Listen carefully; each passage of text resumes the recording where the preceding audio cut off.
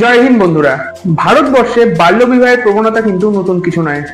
সামাজিক গ্রহণযোগ্যতার অভাব, শিক্ষার সুযোগ থেকে বঞ্চিত হওয়া, আর্থসামাজিক অবস্থা এবং মহিলাদের নিরাপত্তা নিয়ে দুশ্চিন্তা, এই সকল কিছুর জন্য কিন্তু ভারতবর্ষের বুকে এখনো টিকে রয়েছে বাল্য বিবাহের মতো কুপ্রথা। সম্প্রতি ল্যান্ডসেটের একটি প্রতিবেদন থেকে জানা যাচ্ছে, বাল্যবিবাহ নাকি শিক্ষা কিংবা আর্থসামাজিক পরিস্থিতির উপরে নির্ভর করে না। বাল্যবিবাহ নাকি একটি জটিল মনস্তাত্ত্বিক প্রতিফলন। আপনি যদি লক্ষ্য করেন তাহলে বুঝতে পারবেন যে ভারতবর্ষের প্রায় প্রতিটি সরকারই কিন্তু বাল্যবিবাহের বিরুদ্ধে সরব হয়েছে, কিন্তু তারপরেও রিপোর্ট বলছে যে বাল্যবিবাহ প্রতিরোধে ভারতের ত্রুটির কথা। এবং টুয়ার্ড জাস্টিস এন্ডিং চাইল্ড ম্যারেজের একটি রিপোর্টে দেখানো হয়েছে যে এই 2024 সালে দাঁড়িয়েও প্রতি মিনিটে প্রায় 3 জন নাবালিকাকে জোর করে বিয়ে দিয়ে দেওয়া হয়।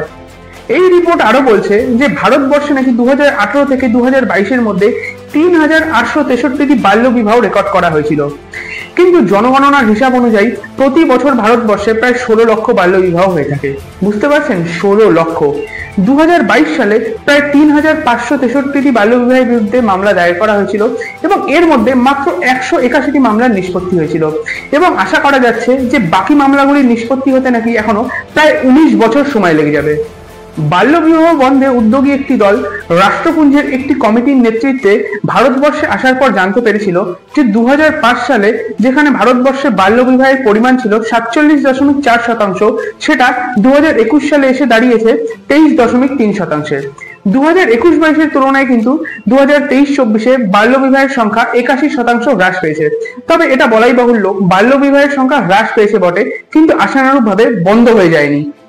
অনেকেরই দাবি যে 2006 সালের বাল্য বিবাহ প্রতিরোধ আইন এবং 2012 সালের পক্সো আইন, এই দুটো আইন কঠোরভাবে ভারতবর্ষের সমাজে প্রয়োগ না হওয়ার কারণেই কিন্তু এখনো বাল্য বিবাহের এত বাড়বাড়ন্ত লক্ষ্য করা যায়। একটি নাবালিকা যার 18 বছরেরও কম বয়স, তার বাল্য বিবাহ হওয়ার ফলে সে অন্তঃসত্ত্বা হয়ে পড়ছে এবং যার জন্য কিন্তু তাকে শারীরিকভাবে এবং মানসিকভাবেও বিপর্যস্ত হতে হচ্ছে। বাল্য বিবাহ যে একটি গুরুতর অপরাধ, এই বিষয়ে কিন্তু একটি কঠোরতম বার্তা দিতে হবে। রাজনৈতিক নেতা বা জনপ্রতিনিধিদেরকে কিন্তু আরো বেশি পরিমাণে দায়িত্বশীল হতে হবে এবং ধর্মগুরুদের কিন্তু এই বিষয়ে সচেতন হয়ে এই বাল্য বিবাহ প্রতিরোধে একটি অগ্রণী ভূমিকা পালন করতে হবে। এবং সর্বোপরি সাধারণ জনসমাজকে সজাগ হয়ে এখনো পর্যন্ত যারা বাল্য বিবাহে মদত যোগাচ্ছে তাদের শাস্তির দাবিতে স্ক্রিনে দেওয়া নাম্বারে অভিযোগ জানানোর জন্য অনুরোধ রইল। তবে সবচেয়ে লজ্জা এবং সবচেয়ে দুঃখের বিষয় কি জানেন? বাল্য বিবাহের নিরিখে সারা ভারতবর্ষে ঝাড়খণ্ডের পরে স্থান পেয়েছে আমাদের রাজ্য পশ্চিমবঙ্গ। অর্থাৎ ঝাড়খণ্ডের পরে সবচেয়ে বেশি পরিমাণ বাল্য বিবাহ হয় আমাদের রাজ্য পশ্চিমবঙ্গে। আজকের এই ভিডিওটি কেমন লাগলো সেটা আমাকে কমেন্ট করে অবশ্যই জানাবেন। ভালো লাগলে একটি লাইক অবশ্যই করে দেবেন এবং জনসচেতনতার সাথে আমার ভিডিওতে দেওয়া বার্তাটিকে আপনার সকল আপনজন এবং আপনার সকল পরিচিতদের মধ্যে অবশ্যই শেয়ার করে দেবেন এবং আমাকে সমর্থন করার জন্য আমার চ্যানেলটিকে অবশ্যই সাবস্ক্রাইব করে নেবেন। দেখা হবে অন্য একটি ভিডিওতে। ততক্ষণ সুস্থ থাকবেন, ভালো থাকবেন। ইনকলাব জিন্দাবাদ। বেটি বাঁচাও বেটি পড়াও। ভারত মাতা কি জয়।